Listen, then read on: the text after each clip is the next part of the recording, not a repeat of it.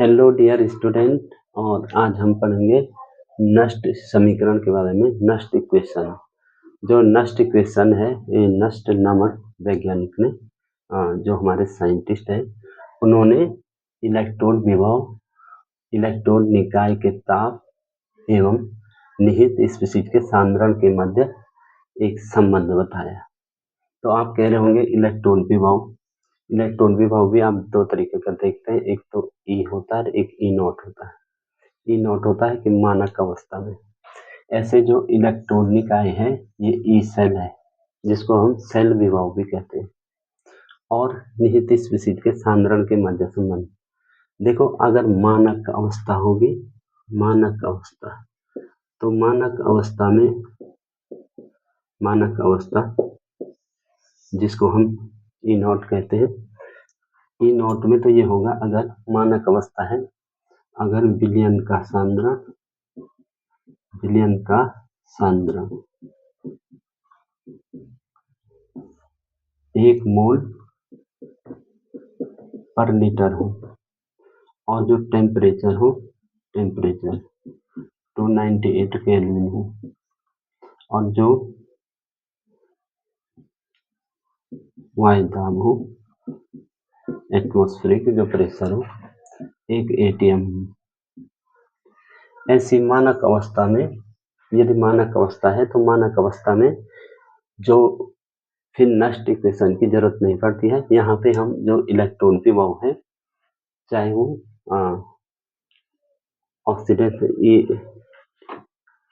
ऑक्सीकरण विभव हो, चाहे रिडक्शन पोटेंशियल हो,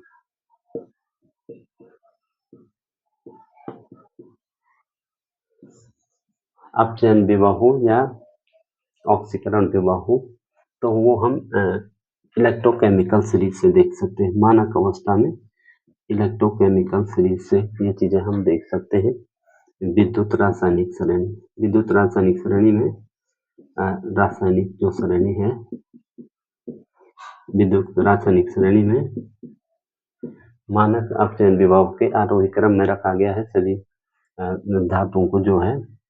और वहां पे जैसे फॉर एग्जांपल, जैसे ये lithium, potassium, barium, strontium, calcium, sodium, इस प्रकार से इनको रखा गया है।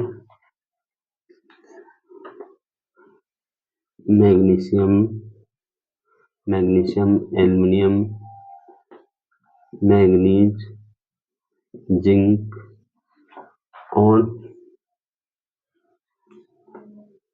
इस प्रकार से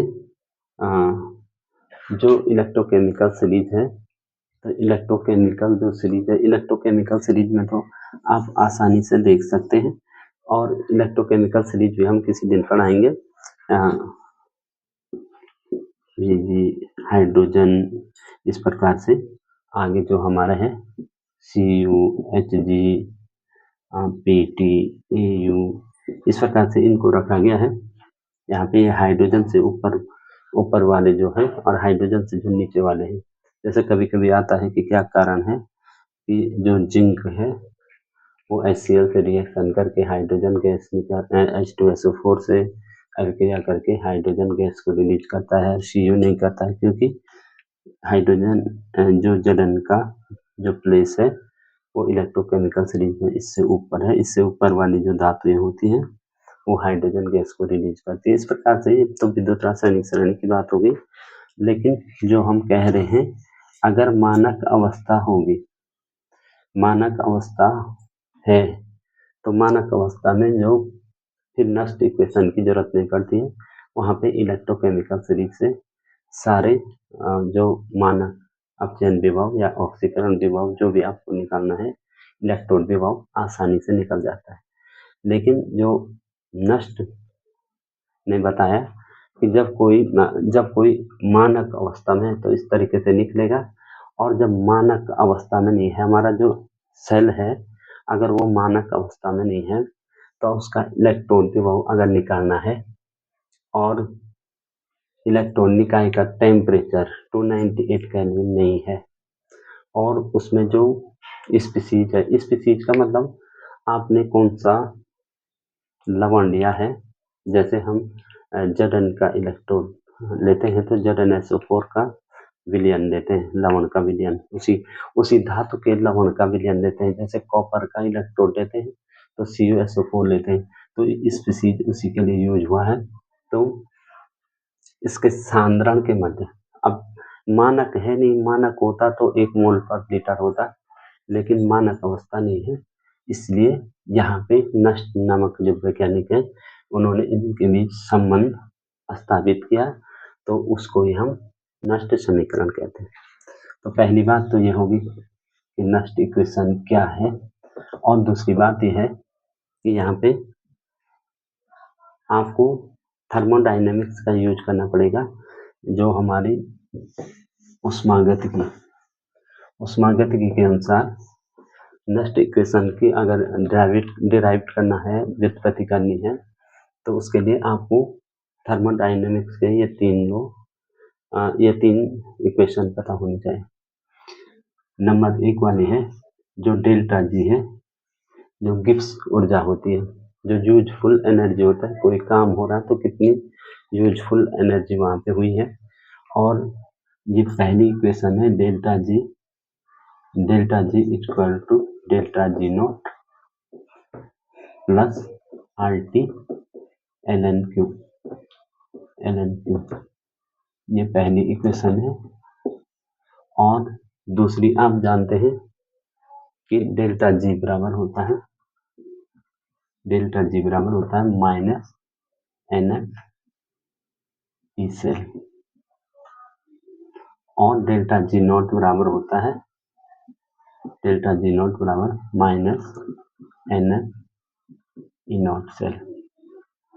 तो ये होगी हमारी सेकेंड इक्वेशन, और ये होगी हमारी थर्ड इक्वेशन।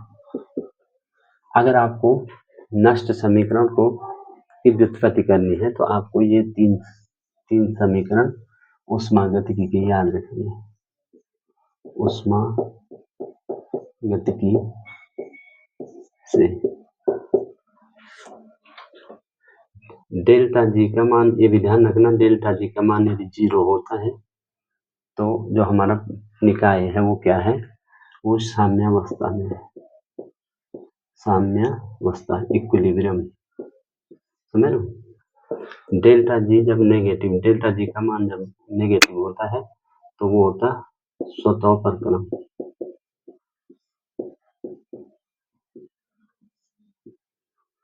और डेल्टा जी का मान जब पॉजिटिव होता है तो वो होता, ये स्पॉन्टेनियस बोल सकते हैं आप इसको, साम्यावस्था को इक्विलिब्रियम स्टेट में बोल सकते हैं, इक्विलिब्रियम स्टेट में है। और स्वतः परक्रम मतलब स्पॉन्टेनियस, अपने आप रिएक्शन हो रही है। और यहाँ पे होता है अस्वतः परक्रम, ये चीज भी आपको ध्यान रखनी है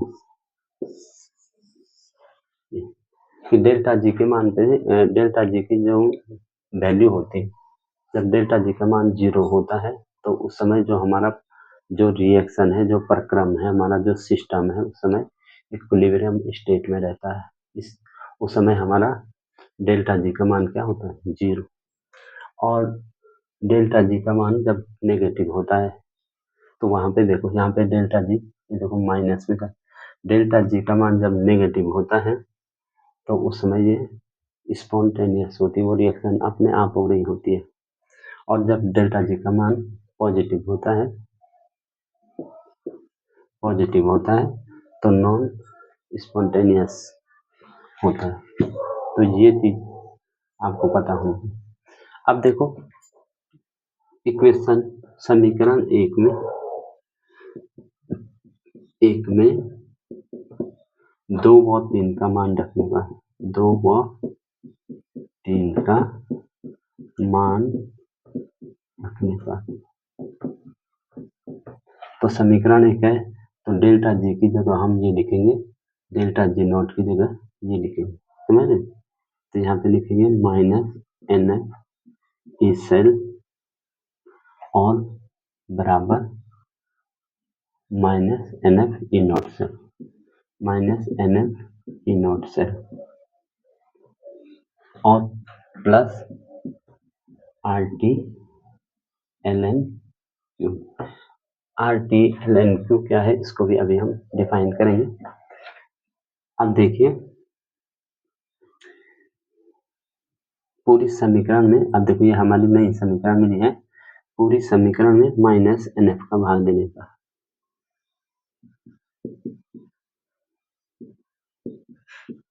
में माइनस एन एफ का भाग देने का, समझ।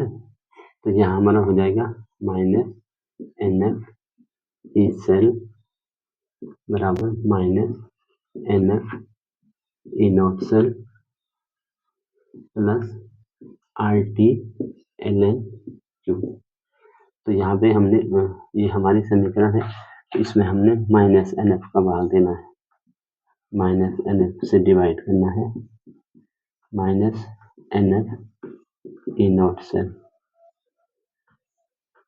माइनस एन एफ से भाग देना plus R T L N Q. तो यहाँ भी माइनस एन एफ का भाग देना। देखो माइनस एन एफ से माइनस एन एफ कैंसिल हो गया और माइनस एन एफ से माइनस एन एफ कैंसिल हो गया और ये हो गया माइनस प्लस माइनस का माइनस। तो जो हमारी यहाँ पे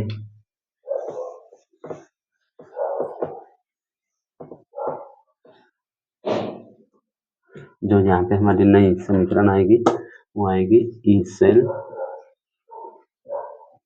सेल बराबर ई नॉट सेल। देखो ये ई सेल बच गया यहाँ पे ई नॉट सेल बच, ये यहाँ पे देखो ये ई नॉट सेल बच गया, ई नॉट सेल और ई सेल ये यहाँ पे बच गया हमारा। अच्छा इस पे करना था माइनस एन एफ और माइनस एन एफ यहाँ करना था, ये माइनस एन एफ यहाँ पे ई सेल बच गया, यहाँ पे ई नॉट सेल बच गया, यहाँ पे प्लस माइनस का माइनस हो गया, प्लस माइनस का माइनस और ऊपर वही रहेगा R T L N Q upon N F. ये माइनस प्लस माइनस का माइनस यहाँ चला गया, यहाँ एन एफ हो जाएगा। यहाँ तक समझ रहे सर बच्चे। और अब आगे देखिए, देखो यहाँ पे ई सेल है, ई सेल बराबर जो हमारा सेल विभाग होता है, सेल विभाग ई नॉट सेल बराबर है मानक सेल विभाग, सेल विभाग। आर हमारा गैस नियतांक है, आर बराबर गैस नियतांक। एक तो ये नेक्स्ट इक्वेशन यहाँ तक है जहां अभी वैल्यू पुट नहीं की गई है, ये नेक्स्ट इक्वेशन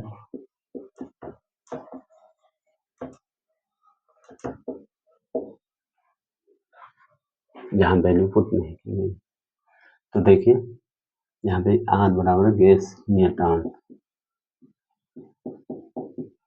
इसका मान होता है 8.314 joule kelvin inverse mole inverse, और जो टी बराबर होता है 298 केल्विन, और एन तो कोई अभिक्रिया उसमें स्थानांतरित इलेक्ट्रॉनों की संख्या, स्थानांतरित इलेक्ट्रॉनों की संख्या, और जो एफ है ये फैराडे है, ये होता है 965000 कूलम, 96,500 कूलम। और एल एन को कहते हैं नेचुरल लॉग, और नेचुरल लॉग को लॉग 10 में बदलना है। तो अगर इसको लॉग 10 में बदलना है तो ये करना है 2.303 लॉग 10, log 10 का मान 1 होता है, इसलिए log भी लिख सकते हैं। और Q बराबर देखने के लिए अब यहाँ पे देखिए, माना कोई उत्क्रमणीय अभिक्रिया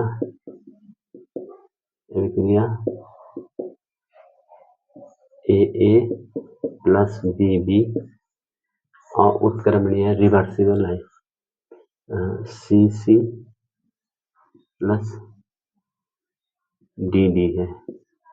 इसके लिए Q बराबर होता है, Q बराबर आप जानते हैं प्रोडक्ट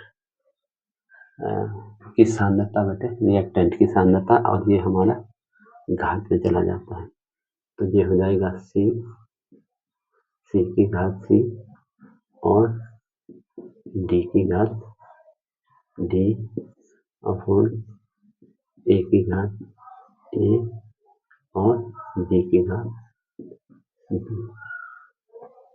कुल मिला के जो Q बराबर है वो है क्रियाफल, माने जो हमारी टोटल रिएक्शन हुई उसका क्या रिजल्ट है, क्या फल है उसका। तो Q के बारे में आप समझ गए होंगे कि प्रोडक्ट की सांद्रता अपॉन रिएक्टेंट की सांद्रता। और यहाँ पे जो सांद्रता हमेशा कौन सी ली जाती है, सॉलिड की नहीं ली जाती है, ठोस की नहीं ली जाती है, एक्वस की ली जाती है, ठोस की एक मानी जाती है। तो अब जैसे आपके पास कोई रिएक्शन आएगी तो वहां पे जो सॉलिड स्टेट होगी उसकी सांद्रता को नहीं लिया जाता इस रिएक्शन में। और यदि हम इस वैल्यू को पुट करते हैं तो हमारा तब हो जाता है कि ई सेल बराबर ई नॉट सेल माइनस आर की वैल्यू लिख देंगे आप 8.314। आर की वैल्यू अगर आपको 0.821 ऐसा कुछ होगा तो वो किलो जूल में होगा, या हमने जूल में लिखा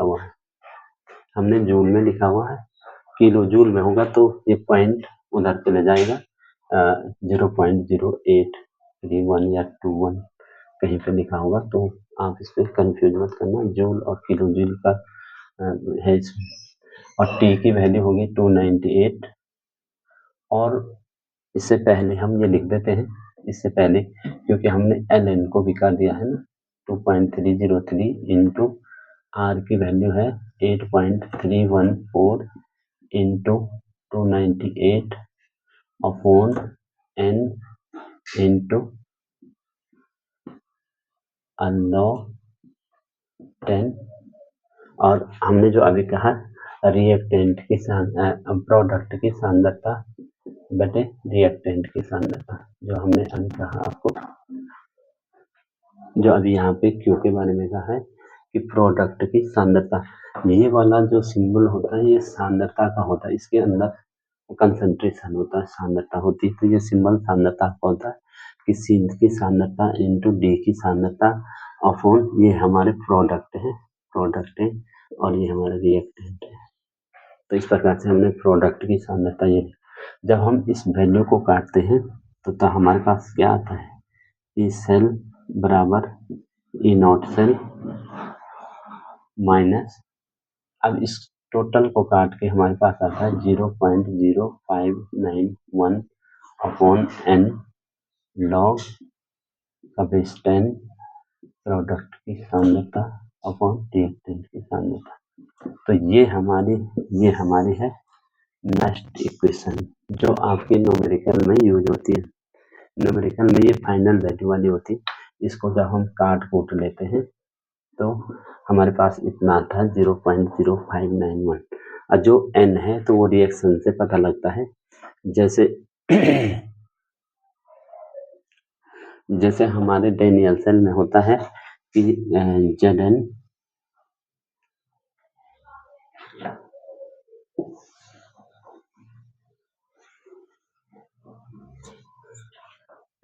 कोई बात नहीं, वीडियो को आगे पीछे करके आप देख लेना। जैसे डेनियल सेल में होता है, डेनियल सेल में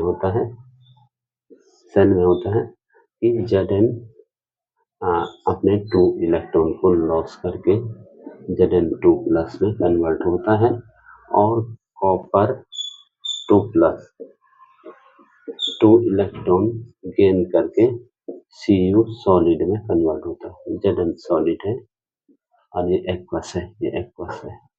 आयन क्योंकि एक्वस में होते हैं, आयन एक्वस में होते हैं, इसलिए इसको एक्वस कर सकते हैं। देखो 2 इलेक्ट्रॉन से 2 इलेक्ट्रॉन कैंसिल हो गए और जो फाइनल रिएक्शन हमारी होगी Zn प्लस Cu2 प्लस, ये सॉलिड लिख सकते हैं, इसको एक्वस कर सकते हैं और ये हमारा हो जाएगा Zn2 प्लस, ये एक्वस हो गया और ये हमारा हो गया प्लस Cu सॉलिड। इस प्रकार से हमारी ये रिएक्शन होगी। और जो n की वैल्यू के लिए कह रहा हूँ, n की वैल्यू, तो यहाँ पे देखिए Zn 2 इलेक्ट्रॉन को लॉस कर रहा है, 2 इलेक्ट्रॉन लॉस कर रहा है और Cu 2 इलेक्ट्रॉन क्या कर रहा है, गेन, 2 इलेक्ट्रॉन को गेन कर रहा है। तो जो इलेक्ट्रॉनों का स्थानांतरण होता है, ट्रांसफर ऑफ इलेक्ट्रॉन, कितने होंगे 2। तो डैनियल सेल के लिए n की वैल्यू क्या होती है 2। तो ये अलग अलग रिएक्शन में देखा जाता है कि किस रिएक्शन में n की वैल्यू कितनी है। तो मुझे लगता है यहाँ तक सभी बच्चों को समझ आ गया होगा। और जो जैसे हम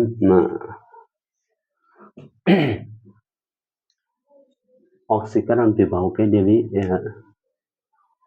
ये नष्ट इक्वेशन लिख सकते हैं और अपचयन विभव के लिए भी लिख सकते हैं। जैसे ऑक्सीकरण कहीं पे हो रहा है, जैसे कोई मेटल है और इसने 2 इलेक्ट्रॉन लॉस किए, n इलेक्ट्रॉन लॉस किए और ये हो गया Mn प्लस, ठीक है ना। तो इसके लिए भी हम ये n इलेक्ट्रॉन, यहाँ पे हम 2 से मतलब नहीं है, 2 तब होगा जब हम यहाँ पे जिंक लिखेंगे या कॉपर लिखेंगे। ये इसके लिए भी हम नेक्स्ट इक्वेशन लिख सकते हैं कि ये ऑक्सीकरण विभव, जो ऑक्सीकरण विभव है मतलब EOP, ऑक्सीडेशन पोटेंशियल, EOP अगर लिखना है तो फिर हम लिखेंगे इसी के अनुसार लिखेंगे। ये लिखेंगे E सेल बराबर E नॉट सेल। तो E सेल की जगह हम क्या लिखेंगे, जैसे ये है ना यहाँ पे, तो E सेल की जगह हम लिखेंगे कि Mn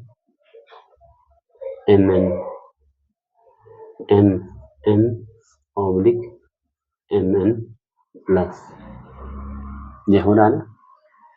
और यहाँ क्या है